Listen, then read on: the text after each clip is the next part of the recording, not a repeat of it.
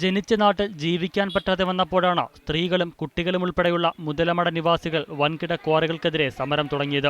ധർണയും മാർച്ചും നിരന്തരം നടത്തി പോലീസിന്റെ പീഡനം ധാരാളം സഹിച്ചു.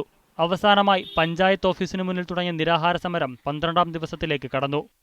ഇപ്പോൾ ഇന്നലെ സ്റ്റോപ്പ് മെമ്മോ കൊടുത്തിട്ടുണ്ടെന്ന് പറഞ്ഞിട്ടുണ്ടെങ്കിൽ 1-ാം തീയതിക്ക് ഇവർക്ക് എല്ലാ ലൈസൻസുകളും എല്ലാം കട്ടായി പോയതാണ്. 1-ാം തീയതി.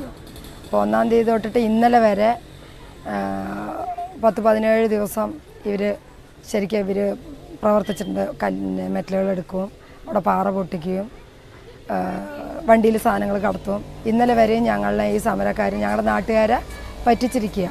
മാർച്ച് 31 കാലാവധി കഴിഞ്ഞ 3 വൻകിട ക്വാറികളുടെയും 3 ക്രഷറുകളുടെയും ലൈസൻസ് പഞ്ചായത്ത് പുതുക്കി നൽകിയിട്ടില്ല. ലൈസൻസ് ഇല്ലാതെ പ്രവർത്തിച്ച ക്വാറികൾക്കും ക്രഷറുകൾക്കുമാണ് റവന്യൂ വകുപ്പും ജിയോളജി വകുപ്പും സ്റ്റോപ്പ് മെമ്മോ നൽകിയത്.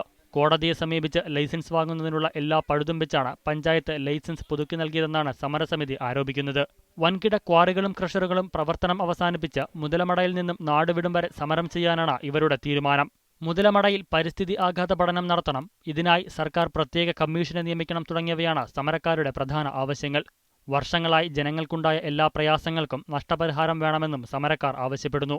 അവിടുത്തെ ജനങ്ങൾക്ക് നീതി കിട്ടുന്നതോടൊപ്പം തന്നെ അവരുടെ 10-15 വർഷത്തെ കാർഷികാദായം ഇല്ലായിട്ടുണ്ട്, കുടിവെള്ളം കിട്ടാതായിട്ടുണ്ട്, ബോർവെല്ലുകൾ നശിച്ചു പോയിട്ടുണ്ട്.